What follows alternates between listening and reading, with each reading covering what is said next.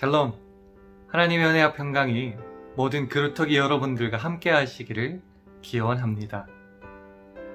어떤 사람이 한 아프리카 선교사님에게 질문을 했다고 합니다. 선교사님, 아프리카 선교가 좋으세요? 그 질문에 선교사님은 이렇게 대답하셨습니다.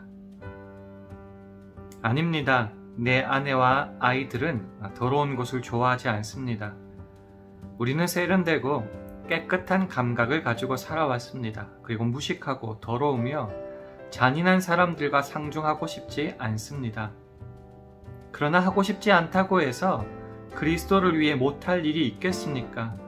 싫던 좋던 선교일과는 아무 관계가 없습니다. 우리는 아프리카에 선교해야 한다는 부르심을 받았습니다. 우리는 갑니다.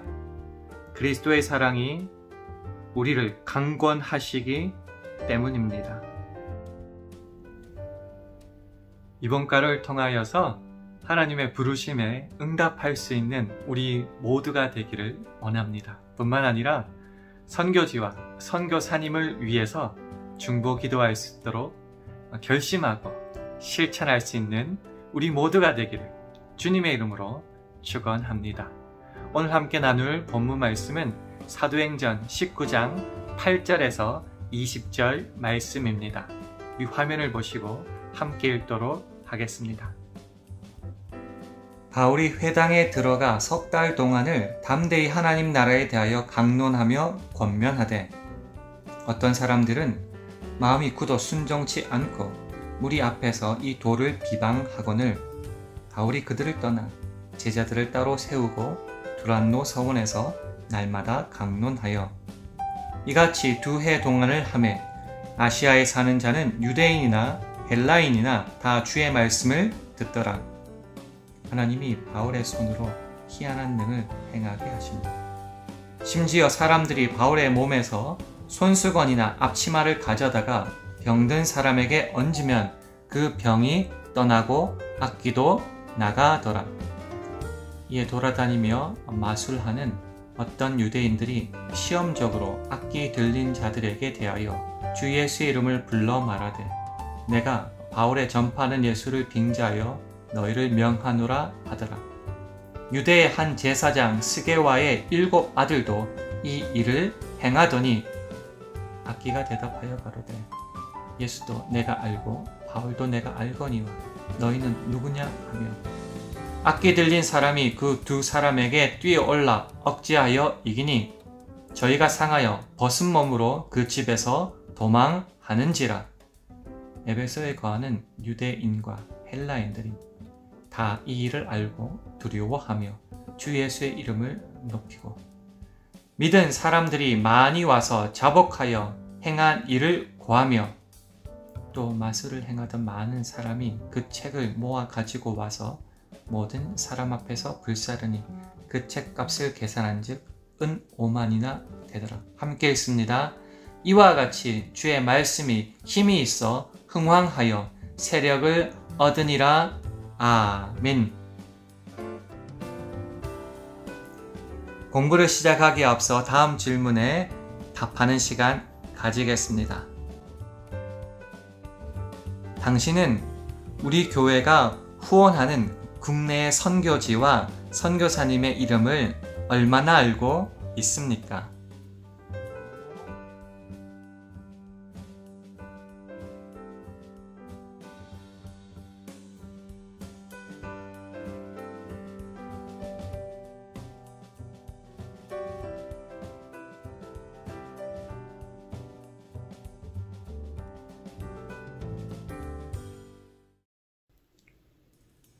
자, 지난 주간 암송 구절 확인하는 시간입니다. 바로 고린도 후서 1장 11절 말씀인데요. 함께 암송해 볼까요? 시작! 너희도 우리를 위하여 간구함으로 도우라. 이는 우리가 많은 사람의 기도로 얻은 은사를 인하여 많은 사람도 우리를 위하여 감사하게 하려 함이라.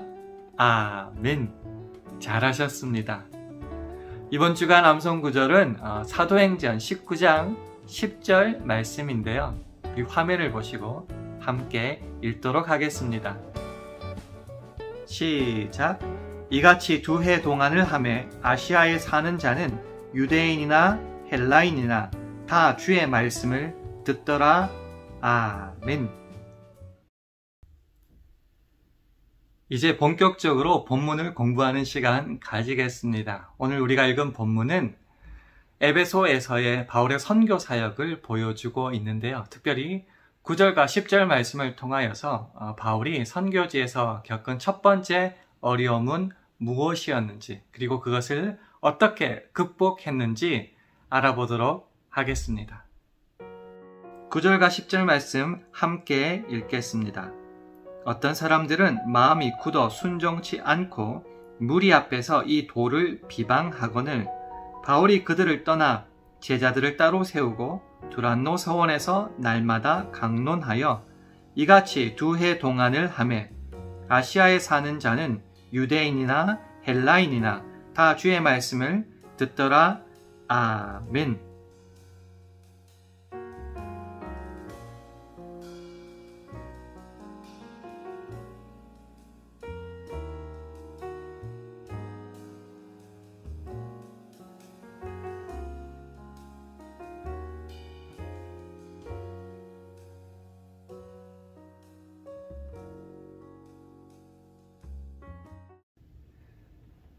당시 에베소는 로마와 동양을 연결하는 항구 도시였습니다. 그리고 그것은 특별히 각종 종교와 미신들이 난무한 곳이었고요. 그래서 그곳 사람들의 풍토와 굳은 마음은 사도 바울이 겪은 첫 번째 어려움이었습니다. 하지만 바울은 이에 굴하지 않고 두란노 서원을 세워 2년 동안 날마다 강론함으로 주의 말씀이 그곳에 뿌리 내리게 하였습니다. 오늘날 선교사님들이 겪는 어려움도 비슷하지 않을까 생각합니다. 생소한 선교지에서 언어도 다르고 문화의 장벽도 있는 그곳 아니겠습니까? 하지만 이러한 장벽은 반드시 넘어서야 되는 것이기도 합니다. 이를 위해 선교사님은 수많은 노력과 시간을 투자하고 있고 기도도 하고 있습니다. 우리 모두는 이 장벽을 넘기 위해서 악전고투하는 선교사님들을 위해서 힘써 중보 기도해야 할 것입니다. 그게 두 번째 질문입니다. 바울이 직면한 두 번째 어려움은 어떤 것이었습니까? 13절에서 16절까지 말씀 함께 읽겠습니다. 이에 돌아다니며 마술하는 어떤 유대인들이 시험적으로 악기 들린 자들에게 대하여 주 예수의 이름을 불러 말하되 내가 바울의 전파하는 예수를 빙자하여 너희를 명하노라 하더라. 유대 한 제사장 스게와의 7 아들도 이 일을 행하더니 악기가 대답하여 가로되 예수도 내가 알고 바울도 내가 알거니와 너희는 누구냐 하며 악기 들린 사람이 그 2 사람에게 뛰어올라 억제하여 이기니 저희가 상하여 벗은 몸으로 그 집에서 도망하는지라. 아멘. 바울이 직면한 두 번째 어려움은 어떤 것이었습니까?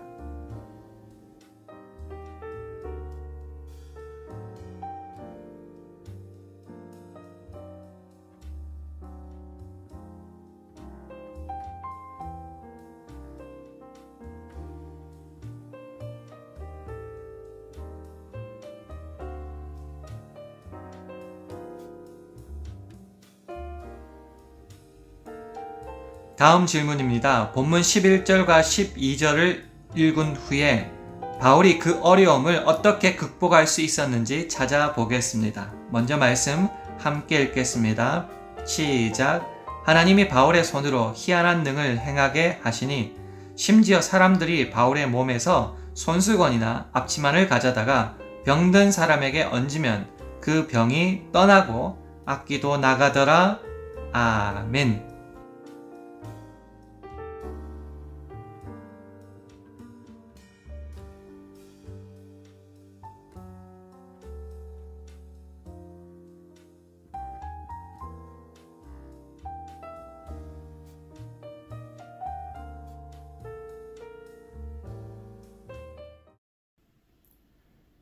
바울이 당한 또 다른 어려움은 영적인 도전이었습니다. 귀신을 쫓던 이를 주업으로 삼던 마술사들이 바울의 놀라운 능력에 시험하며 도전한 것이지요. 사실 이러한 영적인 도전은 선교지에서는 마땅히 따르게 되는 악한 영, 사단의 괴계입니다. 이러한 영적인 도전과 싸움에 대하여 하나님은 전능하신 능으로 함께 하셨습니다.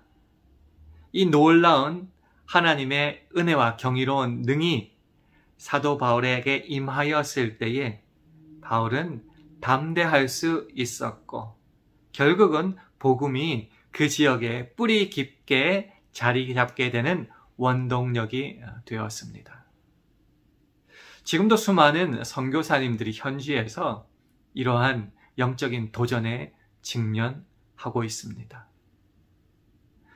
여기에 위축되거나 넘어지지 않고 전능하신 하나님의 능으로 능히 싸워 이길 수 있는 영적인 담대함이, 강건함이 필요합니다. 이를 위해 우리는 또한 쉬지 않고 영적인 강건함을 위하여 중보, 기도해야 할 것입니다. 이래 여러분 헌신하시겠습니까? 크게 세 번째 마지막 질문 함께 나누겠습니다. 바울의 선교가 성공한 결과는 어떠했습니까? 본문 17절에서 20절 말씀 함께 읽겠습니다. 에베소에 거하는 유대인과 헬라인들이 다 이 일을 알고 두려워하며 주 예수의 이름을 높이고 믿은 사람들이 많이 와서 자복하여 행한 일을 고하며 또 마술을 행하던 많은 사람이 그 책을 모아 가지고 와서 모든 사람 앞에서 불사르니 그 책값을 계산한 즉 은 5만이나 되더라. 이와 같이 주의 말씀이 힘이 있어 흥왕하여 세력을 얻으니라. 아멘.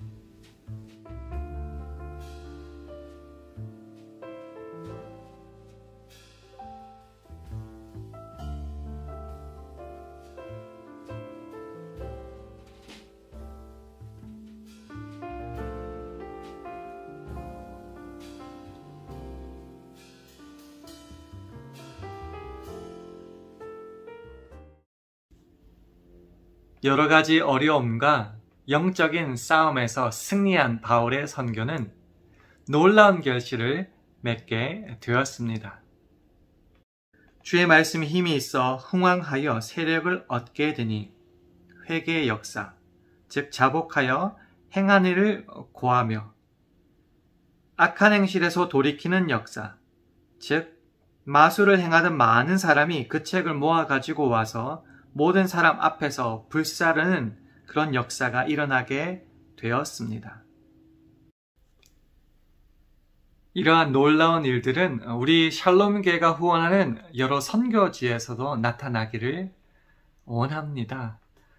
선교는 그저 예배당을 짓거나 봉사활동하는 정도를 넘어서는 하나님의 구원의 역사이기 때문입니다.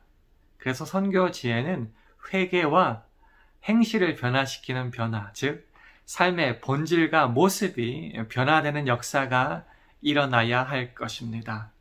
이를 위해서 계속 기도해 주시기를 원합니다. 더하여서 선교사님들의 영육 간의 강건함을 위해서도 기도해 주시면 감사하겠습니다. 육신적으로 아프신 분들 참 많고요. 또한 각종 스트레스와 어려움으로 정신적으로도 어려움 겪는 분들 많은 걸로 알고 있습니다. 영육 간의 강건함을 위해서도 기도해 주시고 특별히 가족을 위해서도 좀 기도해 주시면 감사하겠습니다. 온 가족이 같이 가셨거나 아니면 따로 선교사님 홀로 선교지로 떠나셨거나 가족들이 고생하는 경우가 참 많은데요. 가족들도 힘써 이 선교 사역을 도울 수 있도록 기도해 주시고 또 자녀의 교육 환경이 너무나 열악하여서 어려움을 겪는 곳도 많은데요. 우리 선교사님들의 자녀분들을 위해서도 기도해 주시기를 원합니다. 돌이켜보면 선교지와 선교사님 그 사역을 위해 기도할 제목들이 참 많습니다. 우리가 기도할 제목 상당히 많지만은 우리가 아는, 그리고 우리 교회가 후원하는 선교사님, 선교지, 그리고 그 가족들을 위해서도 꼭 잊지 말고 기도해 주시기를 주님의 이름으로 축원합니다. 오늘 배운 말씀을 기억하며 다음 적용 질문에 답하는 시간 가집니다. 다시 한번 우리 샬롬 교회가 후원하는 국내 선교 기관들의 이름을 기억하고 함께 기도하기로 결단하는 시간 가지겠습니다. 특별히 마음에 와닿는 곳이 있다면 꼭 이름 기억하셔서 내가 개인적으로 기도할 때마다 꼭 빠지지 않고 기도하기로 결단하는 시간 가지겠습니다.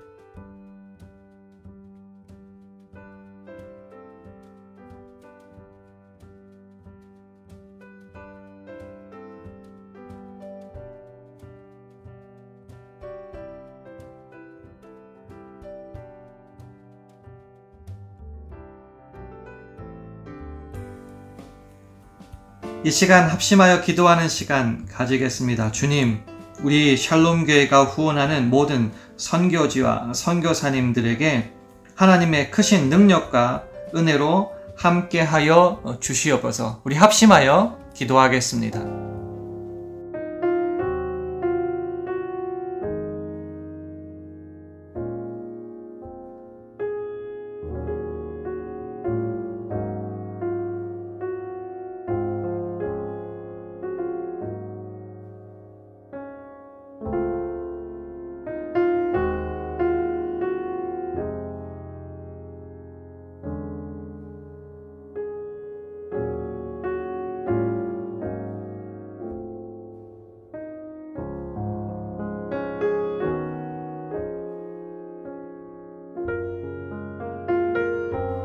제가 마무리 기도합니다. 하나님, 주께서 부르시기에 부르신 그곳 어디든지 순종하여 나가 주의 복음을 목숨 걸고 전하시는 모든 선교사님과 그 선교지에 함께하여 주셔서 하나님의 살아계심과 능력을 체험하며 예수 그리스도를 구주로 고백하는 믿음만이 영생을 얻는 길임을 증거하며 그로 인해 그 모든 복음을 선교하는 지역에서 복음의 열매가 아름답게 맺힐 수 있도록 주여 축복하여 주옵시되 그 선교지와 선교사님들을 위해 우리 또한 전심으로 중보 기도할 수 있도록 축복하여 주시옵소서.